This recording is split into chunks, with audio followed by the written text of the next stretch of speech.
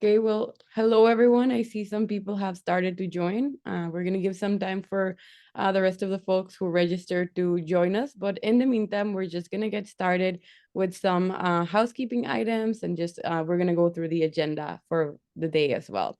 So the webinar that we're presenting to you today is called Leveraging WSD as a Foundation for a Digital Building Strategy.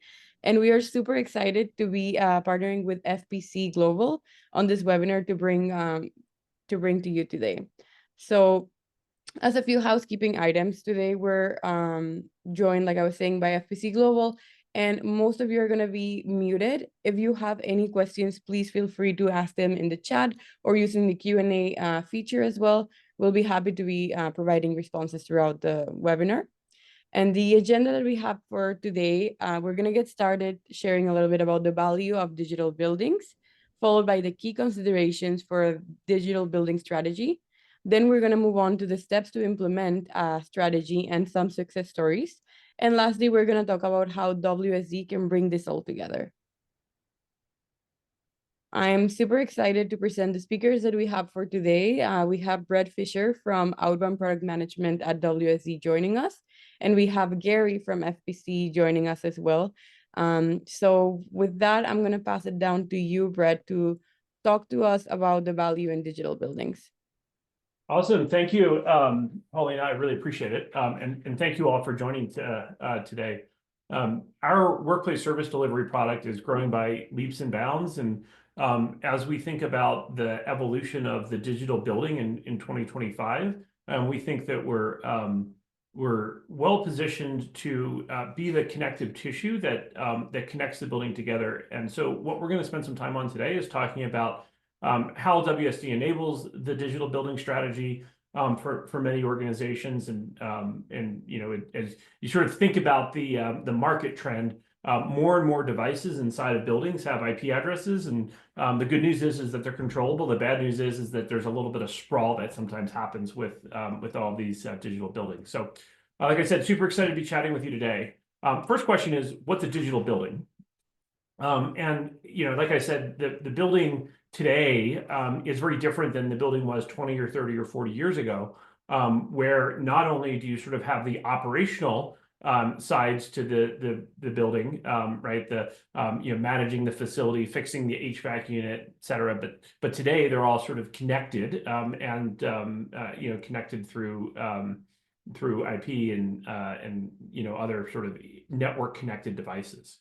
And so what that means is that there's a host of capabilities that are unlocked that weren't possible years ago because of those capabilities. So whether it's managing energy efficiency or just controlling the building, there's a host of capabilities. And the example I'd give you is just think about your home, your home network. If I told Alexa to turn the lights off, how many of you would have the lights go off in your office? And so that's a little bit of the upside and the downside to the digital building.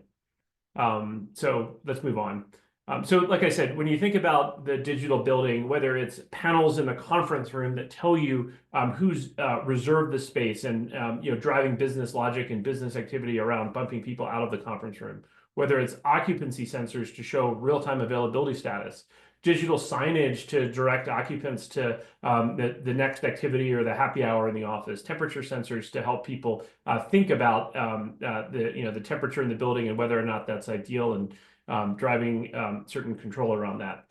Lighting is a huge part of the digital building, and so is HVAC and the BMS systems that sort of connect it all together. Driving maintenance activities from the digital building is important in terms of PMs and whatnot. And then in addition to that, of course, you have access control, and that persists into badging and visitor management and sort of other capabilities. And then underlying the whole thing is the building system itself. And so when you think about ServiceNow, we're the glue that holds that smart building technology together so that you can create great occupant experiences. Jump to the next slide. So when you think about the modern ways of working, you sort of have office space that's connecting people, insights and agility to adapt to usage patterns, and then ultimately needing to drive more efficient facility operations. Next slide. And I think, Paulina, I'm passing it off to Gary, right? Yeah, Yeah. that's correct. Thanks, Brett, and thank you everybody for joining today. So we hear the phrase digital buildings, we hear the phrase smart buildings, and I think while some people would argue about the difference between the two, we can talk about them in broadly the same context today, right? So why are digital buildings essential and what drives the need for them? I think what we've found in the market is really that key drivers for digital and smart buildings are myriad and include responding to the changing ways of working that we're experiencing in workspaces now, so hybrid working and looking for opportunities for flexible working with workforce exchanging desks and sharing desks on different days and being able to book those facilities. There's a big pressure around corporate sustainability targets such as net zero and changes to frameworks such as lead and neighbours that go beyond the build phase and into building operation over a period of years following a building being constructed. Obviously, there's the pressures from increasing energy costs, and one of the things that we're also finding quite a lot is increasing cybersecurity threats. Now, this is relevant and related to the sort of traditional smart building systems that you find, which are often not part of the IT enterprise and have proven to be weak spots and backdoors into your buildings. And there's been a number of issues of buildings being hacked that have been quite embarrassing and damaging for clients and businesses that are out there. There's obviously one of the things that we're experiencing as well in the change workspace is the demand for better quality occupant experience.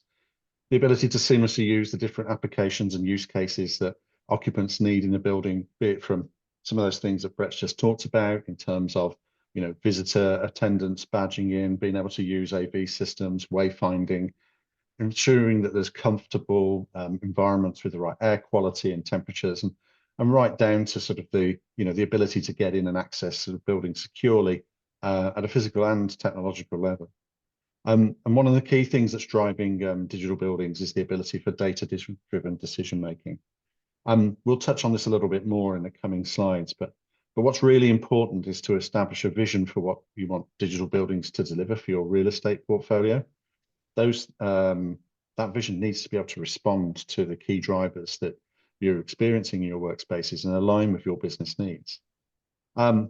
This slide is reflective of some of the typical vision statements that we've been seeing from our clients, so operate buildings at a portfolio level globally, who are seeking to achieve value across large and diverse property portfolios, often a mixture of different types of properties, be they commercial real estate, multi-tenant use, multi-purpose use, and into data centers as well. Next slide, please. Thank you very much. So some of the challenges and some of the facts that we're finding out in the market are pretty much stand out for themselves. Approximately 40% of companies are currently not really utilizing the available space in their offices effectively. And that really is in part down to a lot of the changes we've seen in the way workspaces are used. A lot of the time, being reactive in terms of management of your buildings and the systems within them is extremely expensive when compared to being proactive around that. And one of the things that digital building solutions help you to do is move from that reactive maintenance to a more proactive planned maintenance model with better data behind it and trend data that enables you to anticipate issues before they start to impact on your occupants. And 60% of employees today are not engaged at work. It's a shocking statistic when you think about it. And really, it's about making sure that the workspaces that you're providing to your employees and workforce really are productive and engaging places where people want to come and work and collaborate. Next slide, please. So some of the key considerations that we need to think about when we're integrating WSD and smart building technologies through the ServiceNow platform really start to map into how you develop a strategy for your digital building solutions across your portfolio. Once you've defined your, sorry, next slide, please. Once you've defined your vision for digital buildings, you need to determine a strategy to implement that vision. That may sound obvious, but it's key to aligning your digital building strategy with business needs and to support the strategic business objectives.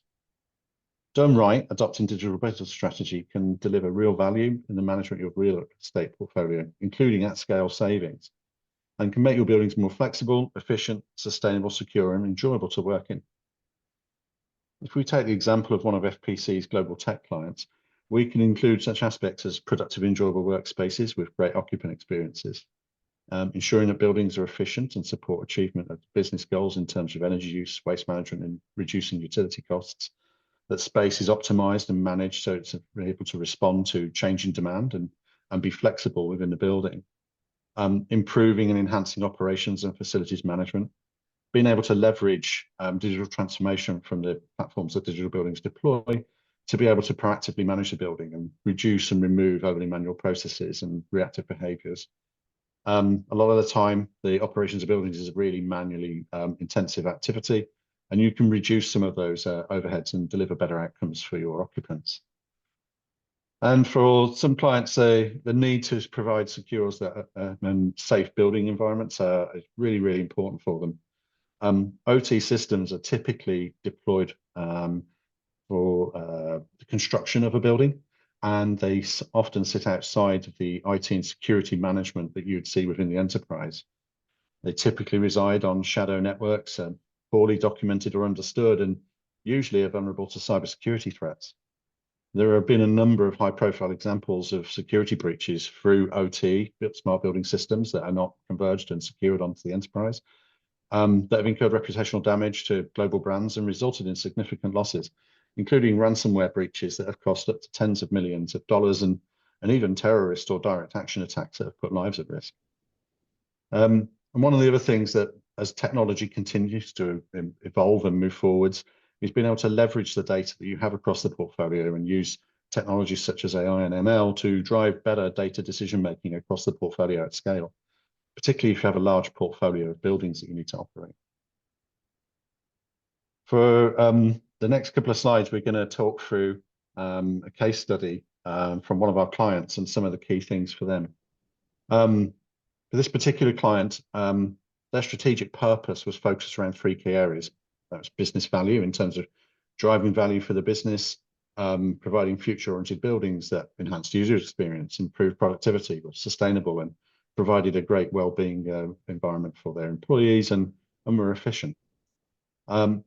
Making sure that the buildings were secure, particularly against those more traditional OT systems that are deployed outside of the IT enterprise, and providing an ability to centrally manage devices and be able to manage the OT systems as part of a converged IT enterprise and enable them for a digital future. One of the things that WSD really helps our clients to be able to achieve. Next slide, please. Oh, sorry, stay on that slide, brilliant. But while you're doing that, you've got to deal with a couple of things. And the building space, the built environment is one where you're facing a challenge in terms of the pace of growth, but you're being pressed against in that with the pace of change in a more traditional environment that has been slow to react to digital transformation. A lot of the time in your real estate, you can have aging buildings and they can incur a huge maintenance backlog. And often the challenge there is that contracts with maintenance providers are not really set up for that proactive approach. And they tend to be very reactive and fixing issues rather than proactively managing the environment. There's a lot of pressure to achieve net zero carbon commitments, and that's difficult to achieve if you aren't really making your buildings more efficient and anticipating demand and making the best use of it. And that goes beyond just energy, but into food and waste and other aspects which you'll have.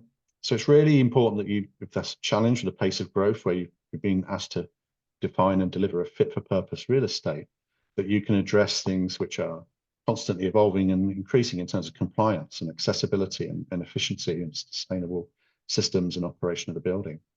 And also revenue pressures and growth ambitions create the need to right size the portfolio constantly. And our client is constantly looking at their real estate portfolio and trying to work out the right size and use for it. And as they continue to grow and be successful, the demands on them are changing as they acquire new companies and add new buildings to their portfolio in the process. And a lot of that is very difficult to achieve in a very legacy environment, often with systems that are quite old, are locked into proprietary systems and protocols, and where the vendors aren't necessarily reacting to the pace of technological change. Next slide, please, Colin. So for our client, the challenge is one of scale. They operate all around the world, across the Americas, EMEA, India, and APAC. They have over 1,200 new and existing commercial real estate premises, and approximately 180,000 people headcount using that real estate. But buildings vary in type and size, and some of them are 30,000 square foot floor in a serviced office space somewhere in Ghana, all the way through to a 3.5 million square foot campus in Hyderabad. And those kinds of environments where you have a campus of a number of buildings, or you have a single office, or you have mixed use buildings, which are being used for both office space and F&B and other outlets, retail outlets and things like that, that presents a challenge in terms of how you present and manage those buildings and categorize that data and react to it. And they have R&D spaces as well, and they have very specific requirements too. Our client has a number of use cases that they're looking to deliver across their real estate portfolio, and those are prioritized and the really urgent ones are called a P0 down through P1 and P2 in terms of the urgency to deliver against business needs, cost, business case aspects. And they're constantly trying to make sure that the systems are secure and they're delivered across a converged network. And that means moving those systems from unmanaged, unsecure networks, testing them, making sure they're securely configured, and bringing them on in a controlled way into their enterprise. And there are key use cases such as FDD, metering, occupancy sensing and management, and use of digital twins to deliver at-scale data across a very wide global portfolio that need to be delivered. As terms of property models, those buildings, a lot of them they own and occupy. Some there is a landlord, sometimes they are the landlord, or they can be the tenant, and sometimes there's a bit of a hybrid mix of that. And in terms of what they're trying to do, those buildings is they're trying to make sure they're secure and they meet their minimum use cases, but they're also trying to make them smart ready or smart enabled, which is a means of connecting those buildings to be able to deliver digital use cases at scale across the portfolio. So far, we've been able to onboard over 50,000 IP OT technology devices onto cloud across 400 buildings, and this is ongoing work. And those devices are connected even right out to the edge, so fan core controllers sending data back to the cloud. And that's a huge data challenge that requires data normalization, which is a big challenge when you have a varied real estate, which has been implemented in a wide range of methods by differing local contractors. So we've been able to drive global standards into that to try and address those issues. And one of the things our client has done, which is quite interesting, is they stood up a device certification lab to find the right devices to be used for delivering those use cases and to make sure that they are secure and are fit for purpose. At scale, that means over 1 billion data points have been identified so far, which is a vast number to be managing. And that is across the whole business with a wide range of people and huge spaces. And there's a big focus for making sure that those spaces are, as we said before, providing great occupant experience for them, and being efficient in managing energy and waste. So how do we go about doing this? Next slide, please, Paulina. How do we support that execution? In order to tackle the scale of that challenge, we stood up a deployment program for our client that combined a robust portfolio and program management function delivered by our technical program management services that mapped into a complex set of stakeholders from real estate, IT, networking, security, FM, procurement, legal, and a supply chain that together enabled delivery of multiple streams of work to our client. Strong global technical standards were developed and deployed throughout those programs for digital building systems and OT systems that ensured that they were brought onto the IT enterprise in a secure and successful way and able to support the delivery of the use cases that something like WSD as a glue will help to deliver. And this was supported by guidance that was technical in nature and playbooks in how to go about approaching these, defined processes to support construction and retrofit, standard operating procedures, templates, and all of that was combined with oversight by our highly experienced technical consulting team, who ensured that those standards were fit for purpose, continually improve, and driven down into and adopted across the work streams. Some of the examples of those work streams that have been deployed and are being deployed through that program and portfolio are making sure that use cases are getting deployed in new construction, conducting audits of buildings to document and understand what's in the building, and looking at the operational security risks and performance of those buildings in the process. And that information is then feeding into a remediation program to go and retrofit and address those problems, deploying proven, standardized, tested solutions, but doing that at an optimal cost point so as not to go in and rip out stuff that's been put in that's expensive to replace, but to make it efficient and meet standards and bring it into compliance with them. Deploying meters globally, connectivity for meters globally, so that energy data can be brought into a central point and looked at in a at-scale perspective across the entire portfolio, helping the business to understand how it's going to meet its net zero targets. And deploying solutions like fault detection diagnosis to help switch from a reactive to a proactive model for how you manage those buildings and identify issues and anticipate them and work on them in a more proactive way. And all of that needs to be done with digital partner solutions such as WSD from ServiceNow, which helps you to bring those different systems together into one cohesive platform. In order to deliver that, next slide, please, Paulina. In order to deliver that, we need to adopt a best practice approach. What we've found through our ways of implementing this with our clients is that the best practice approach is to follow a roadmap to implementation, which is relatively simple in terms of how you stand up a strategy for this and develop it and deliver it. At the initial phase, you start by scoping your requirements, making sure that you've gathered the right information from your stakeholders and engaged them to ensure that you are aligned and get their buy-in and support. You determine and scope out a delivery methodology. You look at the commercials for that and what are your success criteria? What are the project objectives that you're wanting to deliver? Next stage, you mobilize the program management team and the technical delivery teams, and you create the playbooks, the run books for being able to deliver that, incorporating and continuing stakeholder engagement throughout, and starting to engage your vendors and getting them on board and bought into what you're trying to achieve. We find that the next stage to go to is to then determine what it is you've got.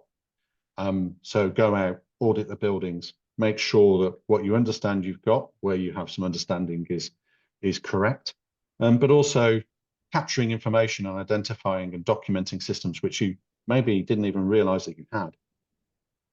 Once you have that and you've stood up a technical program with standards and you've got an understanding of what it is you've got, you can then start to design scalable, integrated solutions for delivering the use cases that you want and the value back into the business.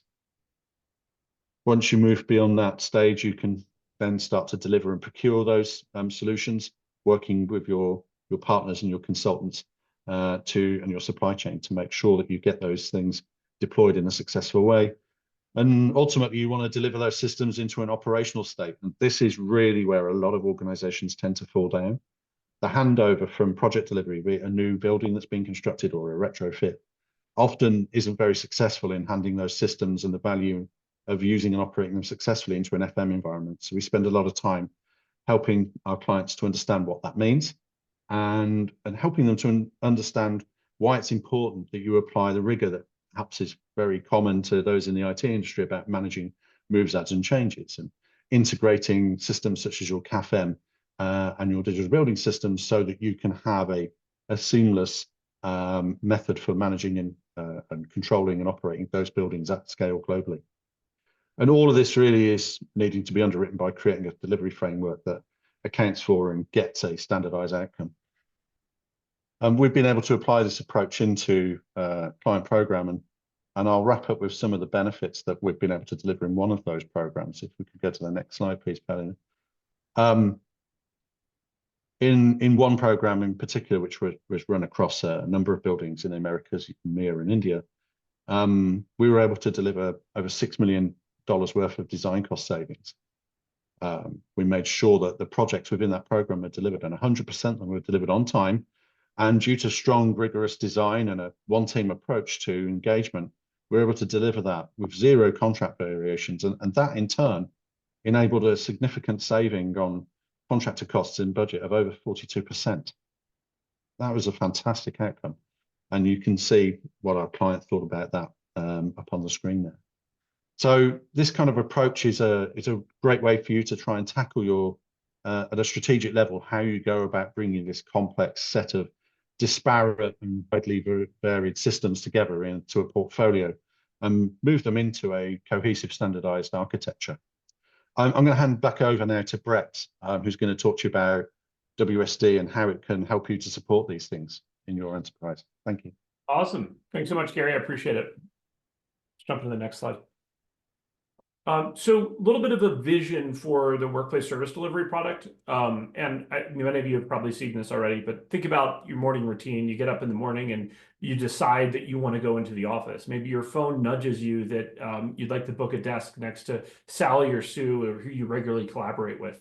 Then you get in your car and you go to the office, and maybe you book a parking reservation if your company requires that. Once you book a parking reservation and you park, maybe you go into the office and you go through the turnstile, and you have some sort of beacon on your phone that knows who you are, and then maybe you get to your desk, and it turns out that it's really hot there. Maybe the HVAC unit's broken, and you submit a case to get that fixed. Then you receive turn-by-turn directions to your next meeting. You show up in the meeting room, and it turns out there's a squatter there. It turns out that maybe they, I don't know, there was some sort of executive that had a meeting and they needed to take your room, but you're able to find out which spaces are available because there's technology to tell you, what spaces are open. Then you're able to, do when you walk into the meeting, the Zoom meeting is up and your colleagues are already there and everything works seamlessly. You're able to order catering services to the meeting because you have some executives in town, and maybe there's a happy hour in the office later that your phone nudges you about.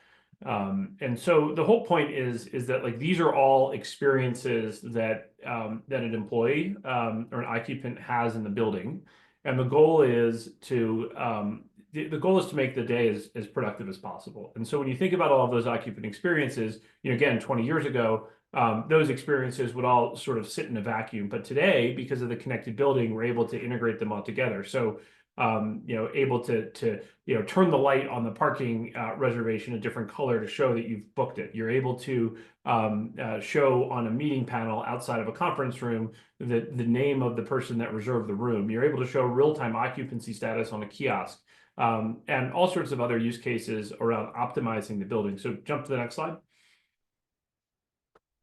The way that we're thinking about our workplace application is it's not just about those experiences that we're creating, but it's also about integrating with the IoT devices, the building management systems, the security systems, the catering systems, which then ultimately sit on top of infrastructure and buildings. So point is that it's not just about the workplace experiences we're creating, but also about how you enable those workplace experiences by integrating with the building. So let's jump to the next slide.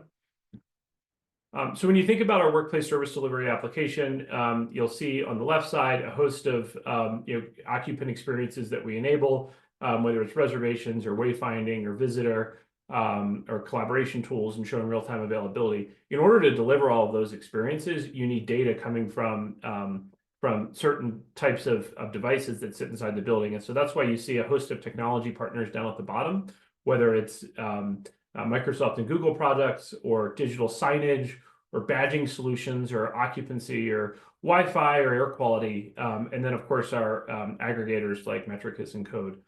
So thrilled about all of those sorts of ways in which data can come into the platform to drive the digital building and digital occupant experience. Let's go to the next slide.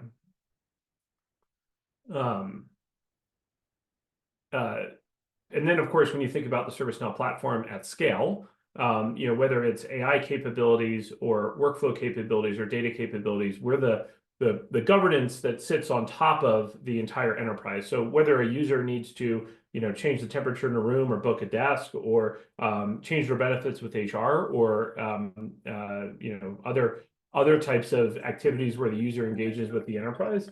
Those are all things that can be done through our platform directly. So next slide. And so I think that concludes our webinar for today. I think we have a couple minutes for questions. Yeah. If you have any questions, put them in the chat or in the Q&A feature, and we'll take those questions.